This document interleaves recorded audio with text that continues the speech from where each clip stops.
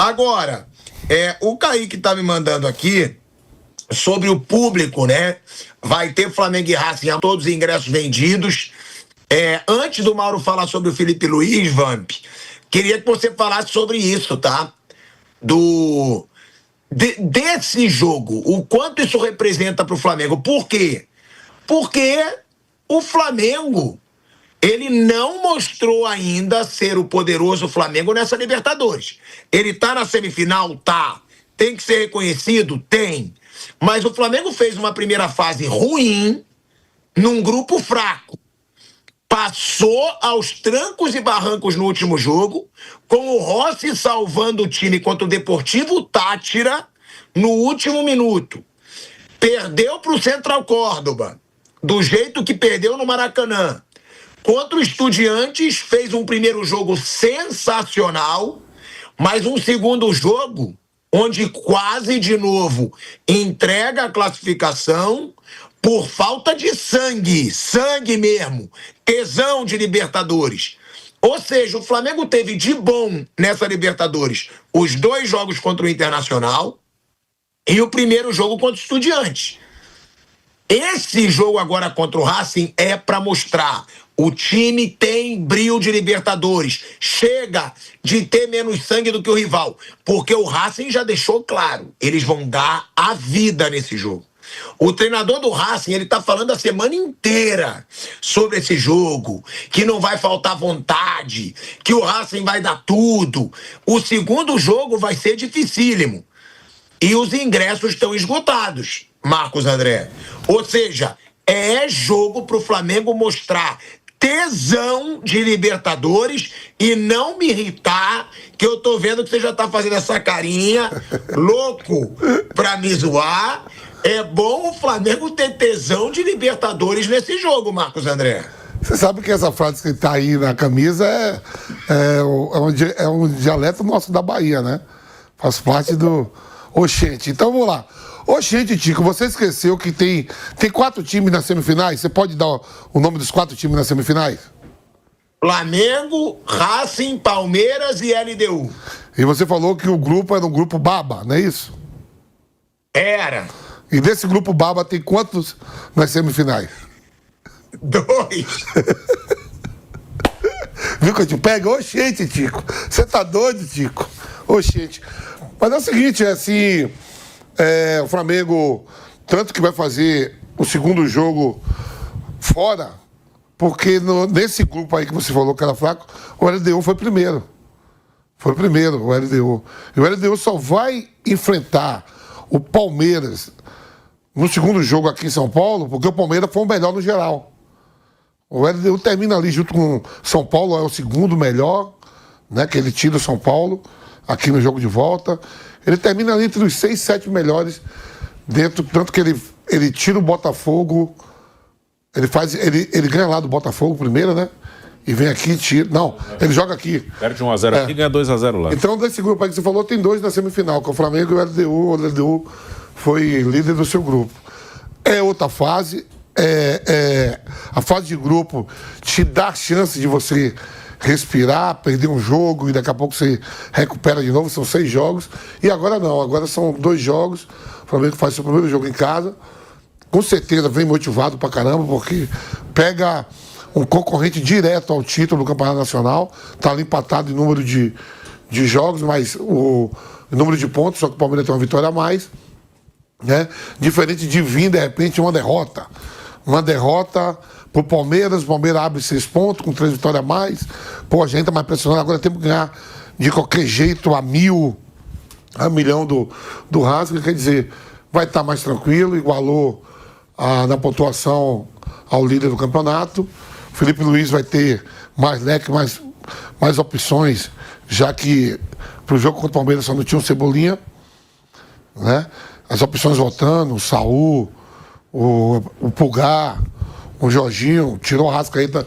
Para mim, quando ele tira o Arrascaeta no jogo, já é pensando no jogo de amanhã, né? Algumas mudanças logo, que ele bota 3 vezes assim, é já pensando pro jogo de amanhã.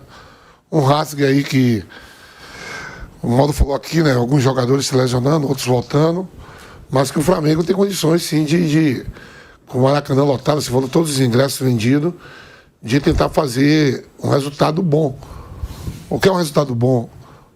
Uma vitória simples, de 1-0, um resultado por um gol de diferença, é uma vitória. Você vai para o segundo jogo com um empate, mas a gente sabe como é que os clubes argentinos. Se for com o sol, os caras vão meter uma fumaça, como foi o Estudiantes. O Flamengo poderia ter feito 3-0 logo ali, com o Pedro, que a gente falou, né? Que eu o coloco como o melhor finalizador dos atacantes brasileiros em atividade. E aí não faz o terceiro, acaba tomando um gol lá e vai para a Argentina, né, com um gol de diferença. O Estudiante faz 1-0, a partida se transforma aqui em pênalti, onde todos os atletas do Flamengo bateram os pênaltis bem batidos. Isso pode acontecer a toda hora, a todo momento? A gente não sabe. Mas que tem que fazer um resultado, um 2-0, sair aí um 3-1 e com uma vantagem muito maior, porque a equipe do Racing é melhor do que a do Estudiante, né? Agora, antes disso, Mauro, tem esse jogo Flamengo e Racing, ninguém melhor do que você para falar sobre o adversário, porque você já falou várias vezes, né? Você é torcedor do Racing na Argentina, ou seja, e você acompanha mesmo, você vai a jogos. Mauro, o que falar desse Racing? Por quê?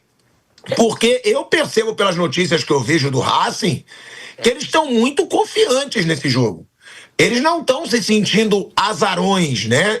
Nesse jogo, pelo que eu vejo, até por jogar o segundo em casa, o Racing.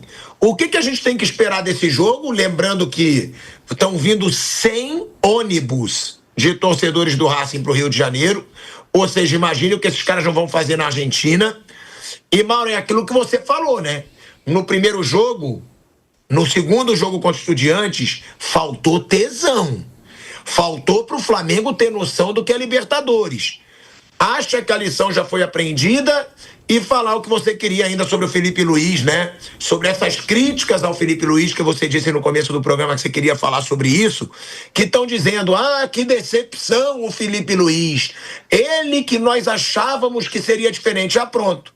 O cara vai ficar ouvindo todo mundo reclamar de arbitragem, vai ficar vendo escândalos que podem prejudicar o trabalho dele, mas ele tem que ficar caladinho para ser elogiado por alguns sem noção da imprensa, Mauro César Pereira. Eu acho que essa questão do Felipe Luiz, assim, é até meio constrangedor, porque por que você estabelece uma expectativa de que seja o reeducador do futebol brasileiro, um técnico, e os outros você tolera e elogia quando tem um comportamento antagônico em relação a essa postura esperada. O Felipe, quando começou no futebol, ele falou que não queria falar de arbitragem e tal. Eu até entendo, eu quero falar do jogo. Mas aí você vai percebendo com o tempo, né, que é impossível. É impossível, porque se o outro... Eu penso assim, se eu sou um técnico, eu não quero ficar cornetando o árbitro, eu quero que ele faça lá um bom trabalho. Mas o outro técnico corneta, eu vou cornetar também. Se eu sou o presidente do clube, o presidente que fala, eu falo também. Se eu sou capitão do time... Não, acho que ele percebeu que é inevitável. Ele foi perguntado. Ele falou, se tem um time que não pode falar de arbitragem, reclamar é o Palmeiras, uma coisa assim. Com base no que aconteceu. Porque não foi só o São Paulo. Teve outros jogos. O do Sport, por exemplo, foi um negócio escandaloso. Segunda rodada do campeonato, primeiro jogo fora de casa. Né? Entre outros jogos com decisões polêmicas da arbitragem. Então, ele deu uma resposta. Depois que foi perguntado, esperam que ele fale o quê? Que ele seja um santo? Então, o time dele tem que jogar bem, ele tem que ser educado, ele não pode reclamar da arbitragem. Por que ele? Por que não cobram isso dos demais? Não, por que ele? É isso que eu não consigo entender. E eu acho que você tem que usar as armas que estiverem disponíveis numa disputa em que o adversário tem uma conduta, você vai tentar contra-atacar. Que eu falei, o presidente do clube falou, o outro tem que responder. O técnico na beira do campo reclama, o outro vai reclamar também. O capitão do time quer apitar o jogo, o meu capitão vai apitar também.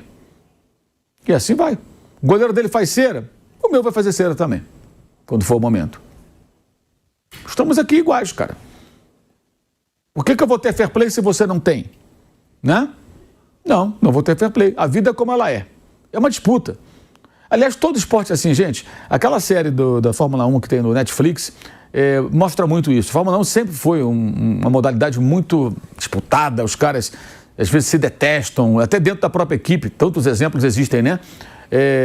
Mas ali, assim, é um reality show. Aquilo ali é muito escancarado. Os caras não fingem nada. Você vê que a câmera está ligada e falam mesmo. Então você percebe, e hoje está acontecendo, os dois pilotos da McLaren, duelo entre eles, dois jovens, e o Verstappen está chegando para tentar comer o bife de novo. Por quê? Porque nenhum dos dois vai abrir mão, mesmo que a equipe fale, não, agora você está na frente, você vai ter prioridade, o outro não vai aceitar, porque tem chance de ser campeão. É assim que funciona, é uma disputa, gente, todo mundo quer ganhar. Agora, você pode ter mais fair play, uma conduta melhor, se você tiver alguém que organiza a competição, seria a CBF, se ela conseguisse fazer isso, e que exija uma conduta adequada, não permita reclamar, puna dirigente que fica falando demais, puna técnico que não respeita o jogo, não respeita a arbitragem, os jogadores adversários também, etc e tal, o capitão. Aí você, não pode, aqui nós temos que ter uma conduta dentro de um certo limite, mas não existe isso no Brasil. Então, já que é assim, ele vai fazer o quê? Agora é impressionante criticar o cara porque ele deu uma resposta quando outros técnicos reclamam o tempo todo, pressionam o tempo todo, ele quase nem se manifesta à beira do campo. Eu acho o contrário, eu acho que ele tem que se manifestar mais. Agora mesmo, Gustavo Costas, o técnico do Racing, que é um tremendo personagem, é mais um personagem do que um bom técnico, é um cara meio místico, né? Ele reclama o tempo todo. Vocês vão ver, reclama o tempo todo. Aí ele fica caladinho ali, feito um bobo. Não vai. Se ficar, tá errado. Acho que ele está aprendendo, o Felipe está aprendendo algumas coisas na prática, coisas que de repente não gostaria de fazer. Agora, cobrar dele, não cobrar dos outros, aí não é legal, cara. Desculpa, rapaziada. Cobrar dele, não cobrar dos outros. E é o que eu falo, aí um outro técnico que reclama muito, quando ganha o campeonato, o cara é bom, tem um plano, ele trabalha muito bem, é o melhor do Brasil. Peraí. Aí você esquece toda a parte condenável, criticável, digamos assim, né? Sobre o Racing, é um time de muita ligação direta, jogando fora de casa especialmente, pouquíssima posse de bola. É um time que finaliza muito, toda a bola que sobrar para finalizar vai chutar no gol. Muito cruzamento na área. Nós veremos amanhã. Falta depois do meio campo, ali perto do grande círculo mesmo, vai para a área. O Maravilha Martins é um bom centroavante, muito perigoso, está em ótima fase, artilheiro da Libertadores junto com o Flaco Lopes do Palmeiras. O Rojas é dúvida, lateral esquerda, um desfalque, o Pardo não joga, o zagueiro. O goleiro Cambeses tomou um gol em 8 jogos, né? Apenas um gol, que foi o gol que eliminou o Racing da Copa Argentina, perdendo para o River. Gol do Salas, que acabou de sair do Racing para o River, numa grande polêmica, inclusive, que fez o gol aqui no Palmeiras, na derrota do River para o time paulista por 3-1 no final, né? Que foi o placar. Então, assim, vai ser um jogo duro, disputado, contra um adversário que, de fato, acredita que pode chegar na final, não chega na semifinal há 28 anos e que está com a autoestima lá em cima e vai lutar muito. Vai ser um jogo, acho que, eu imagino, mais brigado do que o jogo do Estudiantes. E se o Flamengo tiver a chance de matar, tem que matar no Maracanã. Se deixar vivo para o jogo de volta vai ser bem mais complicado, porque acho que vai ser uma atmosfera ainda mais difícil para o Flamengo, estádio maior, torcida maior e um time melhor. Acho que o Racing tem um time melhor que o Estudiantes hoje. Eu acho que tem um time melhor. O técnico, não. Mas o Costas, assim, aí é meio contraditório o que eu vou dizer, mas é a realidade. Eu não consigo expressar de outra forma. É um técnico de muita limitação como treinador, de ideias de jogo. O time tem um estilo de jogo até meio rudimentar, mas ele tem a grande virtude dele no Racing. Outro clube não adianta. Ele é torcedor fanático, jogou no clube, fica beijando aquele santinho dele no pescoço, aquela coisa e tal, né? Mas ele consegue mobilizar os jogadores de uma maneira absurda. Os caras jogam essas partidas de mata-mata. Nós vimos na Copa Sul-Americana no passado. Olha, o Racing venceu o Red Bull, Bragantino, o Atlético Paranaense, eliminou o Corinthians, venceu o Cruzeiro na final, ganhou os 2 jogos do Botafogo na Recopa e já ganhou do Fortaleza, inclusive no Ceará, na fase de grupos. Ele enfileirou brasileiros. O Flamengo é o melhor de todos esses times? O Flamengo é melhor do que todos esses brasileiros. Tem um time melhor.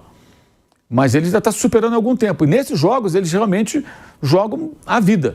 Ele consegue fazer os seus jogadores atuarem com uma... Então, se os caras têm um anabolizante emocional muito forte. E nesse jogo, para você igualar, não basta a técnica. A lição do jogo do Estudiantes tem que ser aprendida.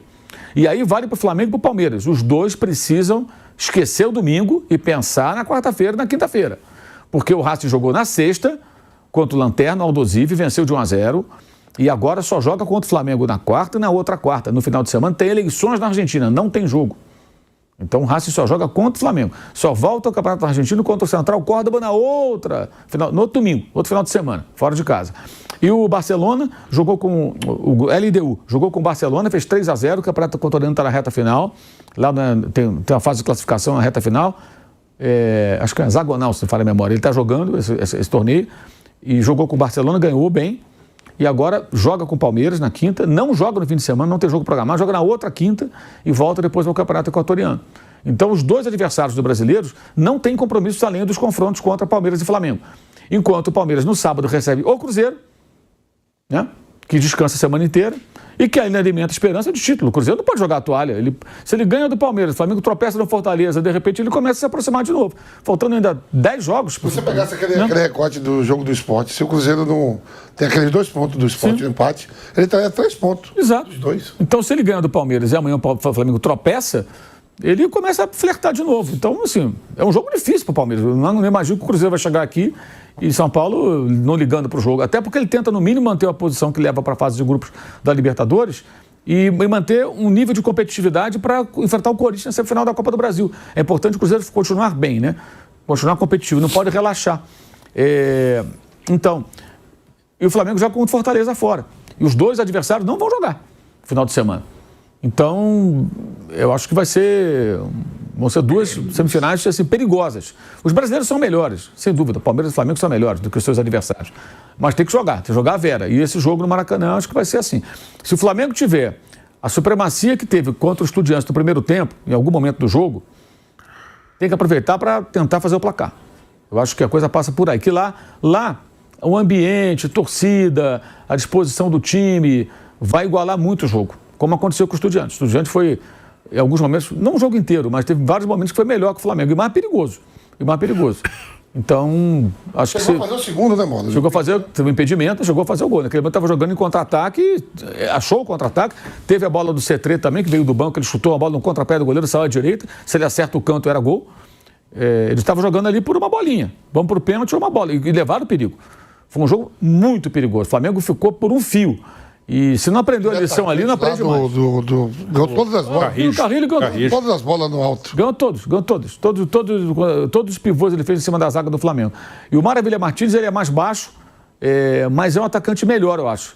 É mais perigoso, é um cara que jogou no Coritiba. Ele tem uma história impressionante, ele foi preso, porque foi acusado, mataram o irmão dele, foi acusado de ter feito a vingança quando o cara que matou morreu, ficou preso, ficou 6 meses preso para provar a inocência, estava jogando em times pequenos, aí foi para o Racing e de repente se transformou num jogador muito melhor do que ele já foi a vida inteira, está na melhor fase dele. É um cara que não costuma perdoar, não. Se vacilar, ele marca. E, assim, acho que se o Flamengo não aprendeu a lição lá de La Plata, não vai aprender nunca mais, gente, porque aquilo ali foi o fim da picada, né? Foi um vexame aquela atuação, vergonhosa, e acho que é a questão de tentar entender agora melhor a competição. Acho que o Palmeiras entende melhor isso, joga bem na altitude. O questão do Palmeiras é esquecer o jogo do domingo, né? Ficar pensando no domingo, isso vai ser ruim, né? E o Flamengo é a mesma coisa. Venceu, legal, bacana, agora está ali com a mesma pontuação, mas tem que estar concentrado no campeonato, na Copa Libertadores da América.